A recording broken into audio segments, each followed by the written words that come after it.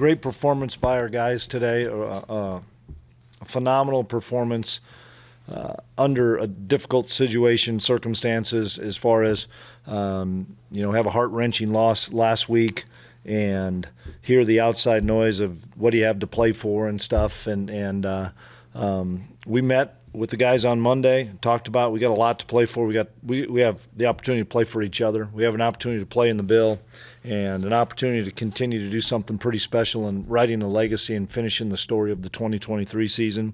And our guys came to play today. And I don't know if anybody was worried or questioned about it. Our guys came to play. We beat a good Baylor team. Baylor does a great job of different things, trick plays, fake things on special. They're always going to fight. They were down, 30 against UCF at UCF and found a way to win. They were going to give everything they had to try to win this game. But our guys just kept denying them. And I thought offensively it was great to see Will have another special game, had a number of guys step up for us offensively, catching the ball, running the ball. Defensively, we made some plays. We had 2 defensive touchdowns, which is huge. We have a special teams touchdown, basically, which is huge. And then we had 4 stops on 4th down. And this is part of what you have to do when you play Baylor. You have to be able to play 4 downs. And so, I look at it, we had 1 interception, we got 3 fumble recoveries, and we had 4 stops on 4th down. You got 8 turnovers. It's hard to beat you. Coach, Will Howard, now the all-time touchdown pass. What's that say about this young man's persistence? Resolve, toughness, character. Kid's battled through. And he's playing at such a high level right now, and excited for him as he's having a great season. And he and I had a lot of conversations this week, and couldn't be more proud of a guy. He knows how much I love him. He knows how I feel about him, and for him to have that record says an awful lot about what kind of player he is. A couple weeks ago, maybe a month ago, you were talking about needing some turnovers from the defense, and now you're getting touchdowns. How big was that, kind of getting a knockout blow? Cody Stufflebean, what a big-time play. And Stuff's always playing in the rotation. He's always in there. He's always getting as many plays as maybe Mott and Nate and stuff. But what a great pass rush, and makes a big-time hit at a critical time where we had not really slowed him down yet. And then Dez picks it up and takes it in and scores. That was a huge play.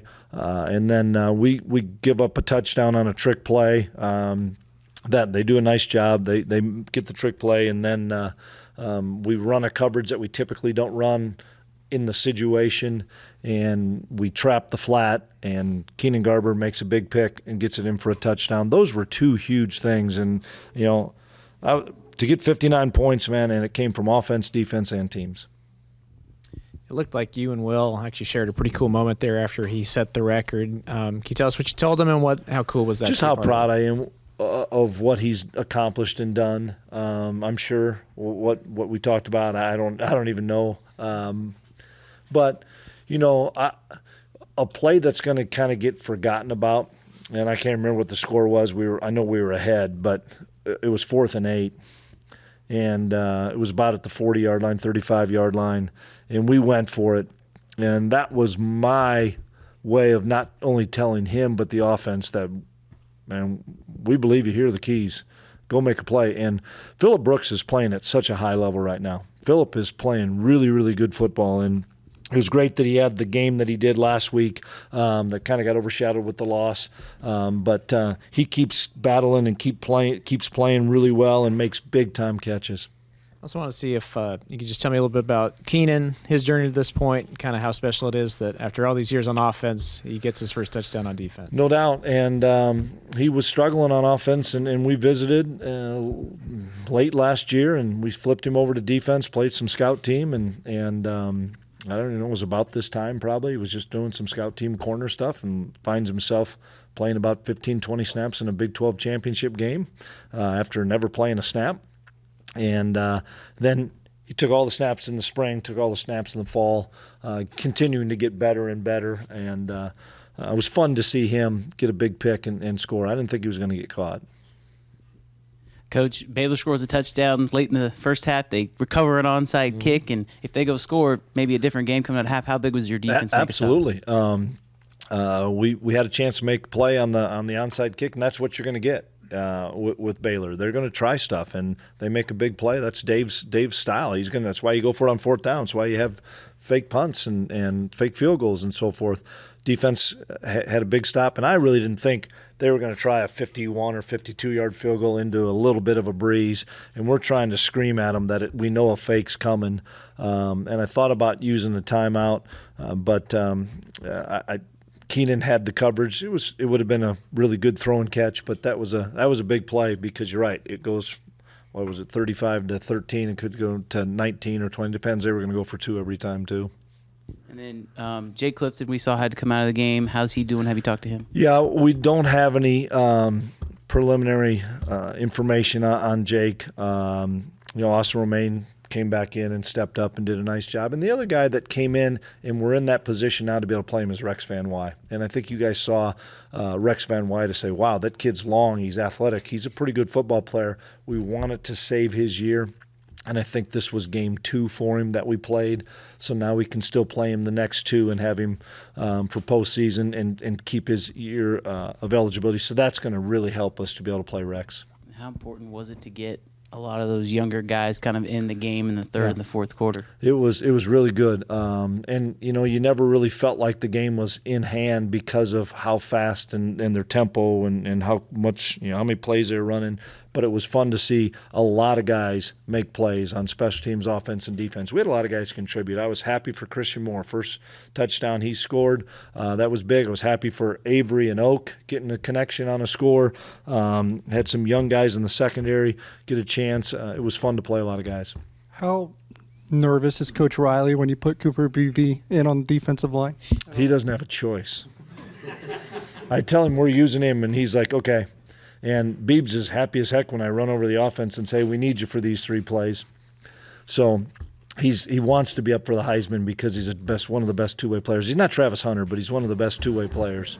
So, but with us not having Damian, we have to. Now we think we'll get Damian back next week, so that Beebs will probably be out. How improved is your receivers the last few weeks? It feels like they've come night and day a little bit.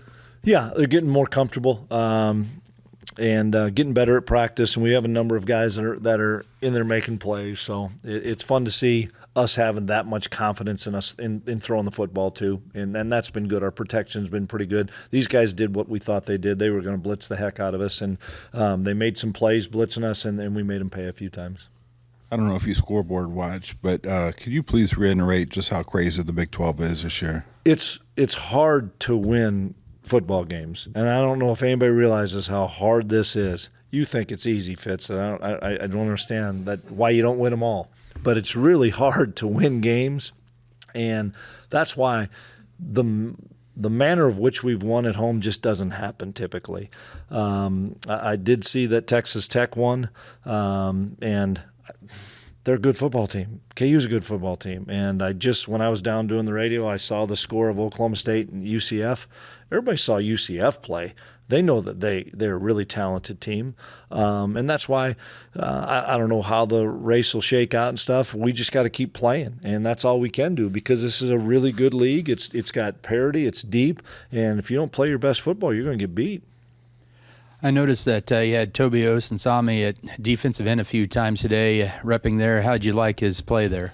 I liked it, and he's taken more and more reps there in some of our third down stuff because he's a really talented guy there, and we're trying to find ways to get him on the field. If us losing backers, we probably won't be able to do that as much because we're running out of those guys.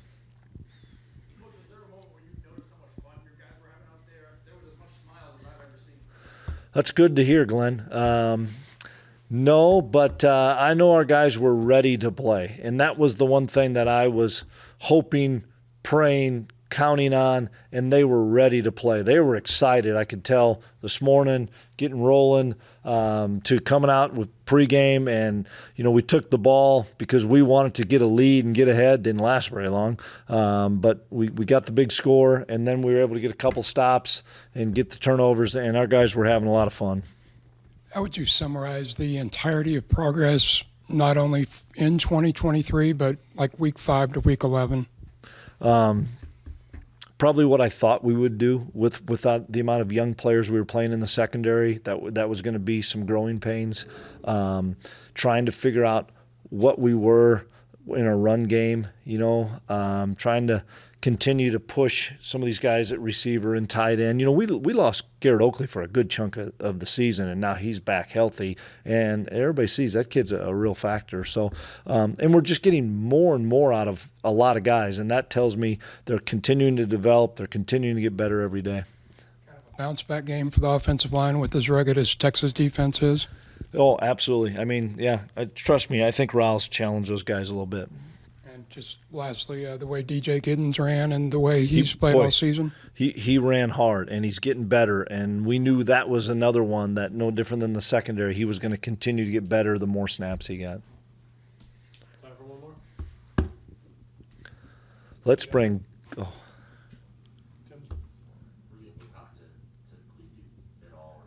I did not. Joe Hall grabbed him. I didn't realize that they remove you. It's like, the targeting, they don't. I saw that they removed him. We'll get a chance to visit with him, and I saw some of it unfold, and I know that Khalid's remorseful, and we'll figure that out. But I love Khalid Duke, and I'm always going to go to bat for that kid.